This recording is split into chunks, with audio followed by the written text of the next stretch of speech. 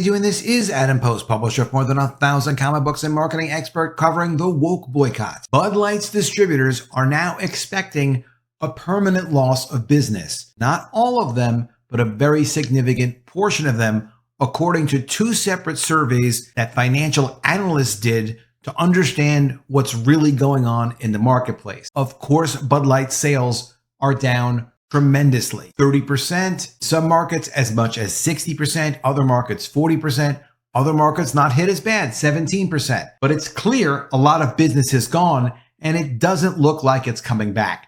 Now, for the first time, we're hearing the results of these surveys and hearing what these distributors who are dealing with this every day, hearing it from their customers, seeing the beer not get sold, and trying to figure out what to do. This is about the best feedback you can get in addition to the weekly sales reports. So let's get into the story. Before we do, please be sure you are subscribed to the channel. Click the bell for notifications. Give me a thumbs up. I really appreciate you guys.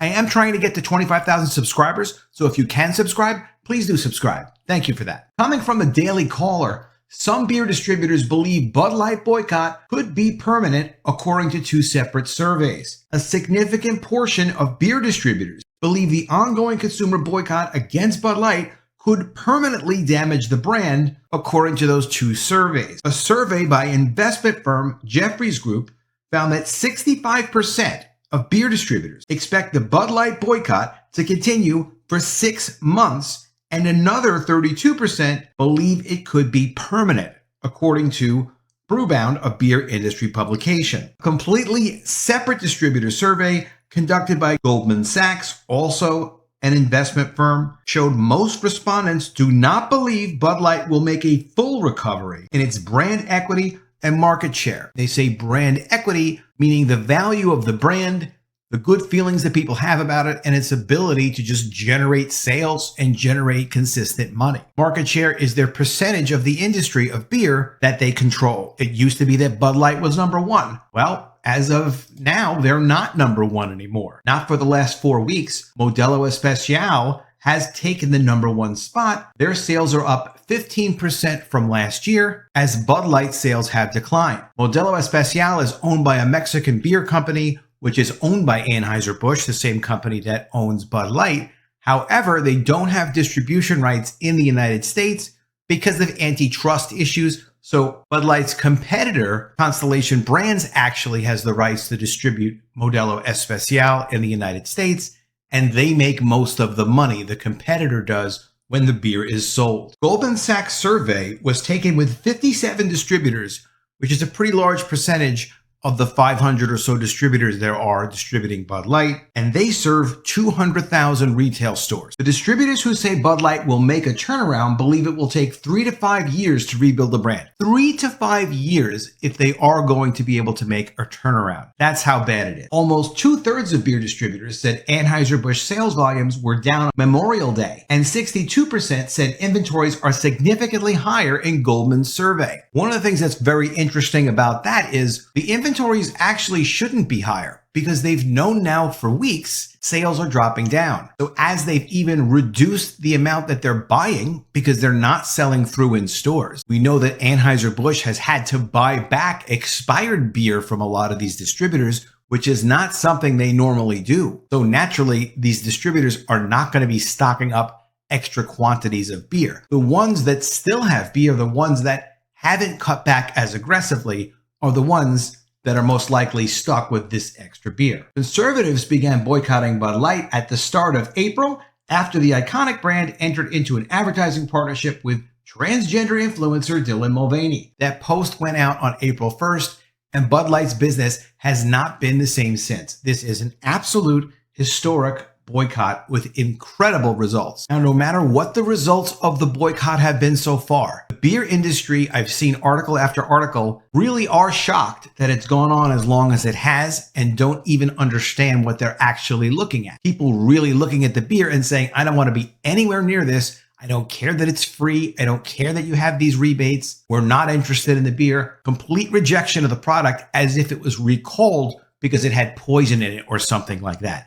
It wasn't poisoned, not literally, just from a branding perspective, and that appears to be permanent. However, coming from the New York Post, Bud Light and Target still continue to back Pride events after attempts to backpedal on their Pride support. Target and Bud Light continue to sponsor events during Pride Month despite widespread calls for boycotts of both of their brands over their advertising and marketing strategies that cater to LGBT audiences. Target, the nationwide retail chain, and Bud Light parent company Anheuser-Busch faced backlash for their efforts to appeal to the LGBT community, only to come under more fire when they tried to backpedal. They're getting it, of course, from every angle. Target is a platinum sponsor of New York City Pride, which requires a $175,000 donation. Also very strange about Target, they're sponsoring a party that is going to feature 13-year-olds to 24-year-olds. It's a youth LGBT type of party and event. They should not be mixing together. People of those ages are not supposed to be part of any social gathering sponsored by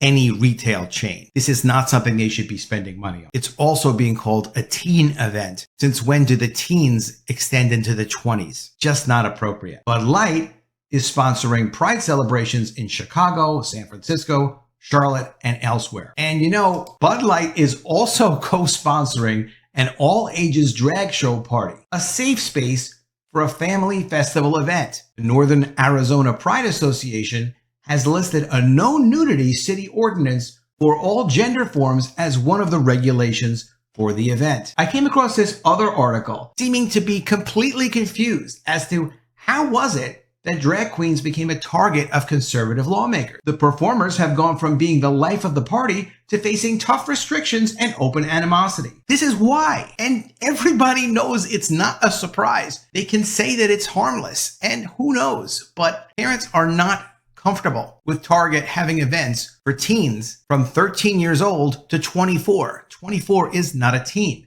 They're also not comfortable with having to have drag show parties where they have to specify, hey, by the way, of course it's supposed to be no nudity. Like, well, of course there's supposed to be no nudity at a family event. This is what people are obviously getting upset by. The all-ages Bud Light drag queen party, which is called Pride in the Pines, includes drag queens and other performers, lists Bud Light as one of the company's sponsors, the June 17th event. Bud Light is mentioned prominently in one of their posters. The event is listed as a family festival event and a family-friendly safe space for all visitors. Well, let's hope they don't actually have nudity. And if all that wasn't strange enough for you, this is from Ad Age. Anheuser-Busch, Bud Light's company, has to get over the next hurdle, which is what? They have to accept a Cannes Marketer of the Year award while reeling from Bud Light fiasco. That's right. They've been announced for a Woke Marketer of the Year award. Industry observers weigh in on the awkwardness of the embattled company accepting a top Cannes trophy. When Cannes Lions announced in March that Anheuser-Busch InBev would be honored this summer as its first ever back-to-back Creative Marketer of the Year award winner, Cannes Lions CEO Simon Cook championed the brewers, saying it had, quote, embedded a culture that ensures continued success is inevitable. Just a few months later, that assessment seems naive as the company has suffered a downward spiral in the wake of Bud Light's partnership with transgender influencer Dylan Mulvaney. Conservatives and many people boycotted the brand. Progressives complained that Anheuser-Busch failed to defend LGBT rights as it dealt with the backlash. U.S. sales and market share has tanked, and Bud Light shook up its marketing leadership team. The situation puts the world's largest brewer and Cannes organizers in an awkward position as they prepare to head to the south of France in June. Celebrating a company that's made multiple missteps in handling the Mulvaney matter will only fuel award show critics who say creative trophies can be meaningless, at least when it comes to business results. They have a pretty good argument if you're going to say that the awards are meaningless. Furthermore, the festival is happening during Pride Month and promises to feature much discussion, as well as new research and initiatives around LGBT rights, which could bring renewed questions about Anheuser-Busch's commitment to the LGBT community in the face of financial pressures on its business. The brewer should, quote, consider seriously addressing the marketing issues they face in the United States before showcasing what they've done or what they think about the wider conversation of marketing, said one agency executive who has worked with the company, speaking on the condition of anonymity, of course. They have bigger fish to fry than showing up at an award show. This person added, if I were the chief marketing officer, I would not go. But another agency executive familiar with the brewer said Anheuser-Busch should stick with its Cannes presence, noting that most of the work for which it's being honored does not involve Bud Light nor the US. Quote, I don't think this is as big of an issue globally because Bud Light is a very American brand, this person said. Quote, they have a ton of work they should still be proud of. Anheuser-Busch is expected to address the Bud Light situation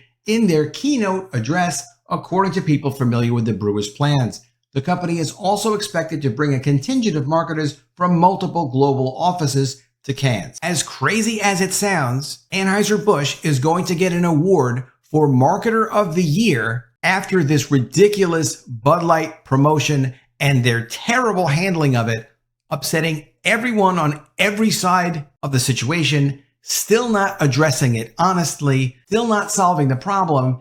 And as their distributors in the United States say, this is going to be permanently damaging the brand, permanently damaging Bud Light's business, and of course, permanently damaging the distributors' businesses.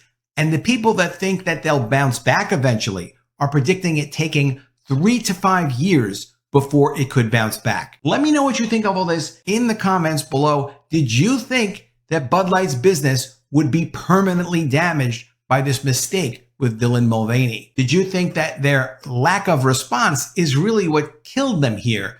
Not even the initial mistake with Mulvaney, just their terrible follow-up of the situation. Did you realize they're still out there sponsoring drag shows along with Target? They could care less what anyone thinks of them. They're gonna just keep going. And had you heard anything else about them winning an award as Marketer of the Year in the middle of this complete and absolute tragedy of their destruction of what used to be a classic American brand? Let me know what you think in the comments below. Always love to see your ideas. Really appreciate you guys. Please be sure you are subscribed to the channel. Click the bell for notifications. Give me a thumbs up, and I'll see you again soon with another video. And if I don't see you, I will miss you.